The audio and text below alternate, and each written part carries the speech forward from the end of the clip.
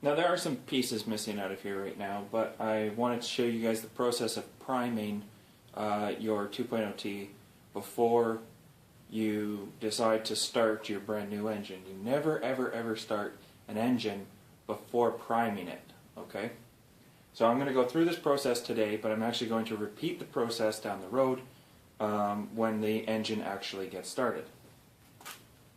So the first thing you want to do is remove all of your spark plugs and coil packs, and you want to have them out. You want those 4 openings open, okay?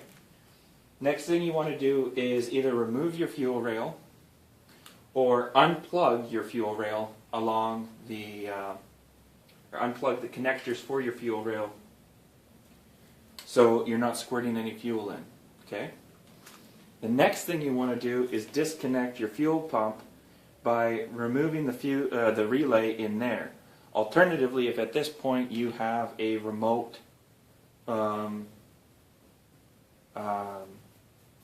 pump relay, the other thing you can do is simply just pull the back seat back out, or I do what I do, which is just not put it back in, and unplug the harness that goes to the fuel pump assembly itself. Okay, and that just guarantees that it's not going to get any power. Okay, so once that's all done, the next thing you're going to want to do is find a way of warming up your block. Now I'm Canadian, so I have a block heater, and I've already brought the temperature of the block up to about 45 degrees Celsius on the inside. Now I don't have a method of measuring that because everything is going to be slightly different in temperature, but like I can put my hand down here and it's warm, like kind of really warm. So the reason you don't want to do this when it's cold is because it's going to react differently when it's cold. Okay, and we're trying to not break the motor in, which is usually done during your first fire up. You want to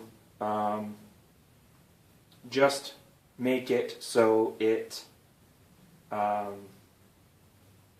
moves the oil from the oil pan up into the top of the engine and pushes all of the air out. Okay, now typically, if you're used to doing this in older vehicles, you'd pull the distributor assembly out, you'd put a 1/2-inch socket down there or whatever, and you'd use a power drill, and you'd just run the motor like that. Okay, we don't have that option, and you can't crank the crank pulley fast enough in order to properly bring it up. Now you're looking for about 15 pounds of pressure, so if you've got a oil pressure gauge, then use it. Otherwise it's just kind of a guess. Okay. The starter motor will bring the engine up between 700 and 900 RPM depending on your charge. I've had a trickle charger on my car, so my battery is full, and I'm going to be able to do this for quite a while, but I'm going to do it for 10 to 15 seconds, then I'm going to let it breathe for about another 10 to 15 seconds, and then I'm going to do it again for another 15 to 20 seconds, and that's just to try and move all the oil. This also helps by pushing oil up into your turbo, making sure that that the turbo doesn't start up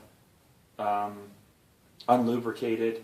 It makes sure that all of those new bearings that you put in your engine, they're going to have oil in there, and this process just basically is a really good step to do to protect your engine. Now I don't have the intercooler connected. The cylinders are going to be able to breathe through the ports that you've opened at the top.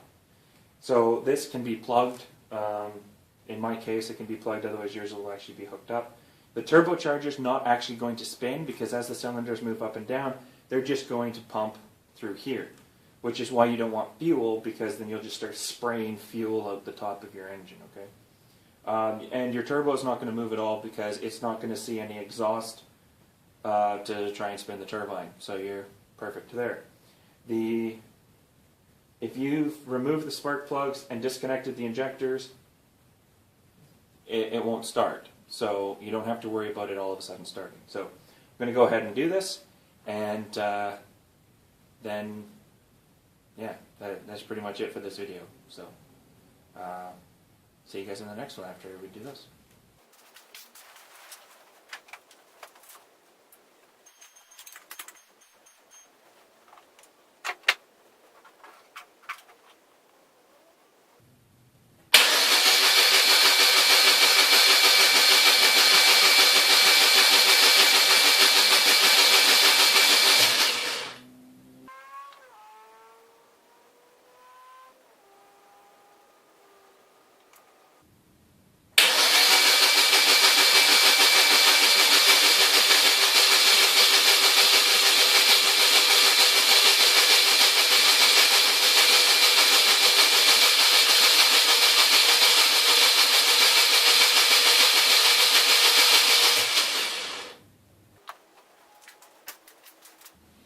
Okay, actually I guess this isn't the video because hopefully the camera picked up exactly what I wanted you guys to hear, which is there was a change in the second cycling of the starter.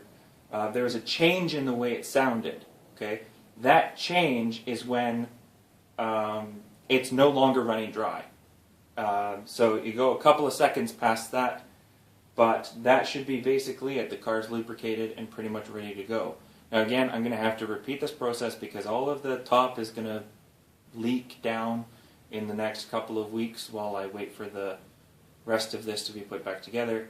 But that is essentially how you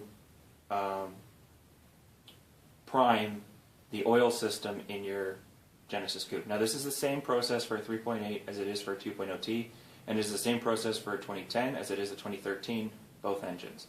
So hopefully you guys heard the change in sound, and you guys will have a little bit of a better feeling about doing this and making sure that it's done correctly by whoever is building your engine, whether it's you or it's somebody else. So now I guess I can say we will see you guys in the next video.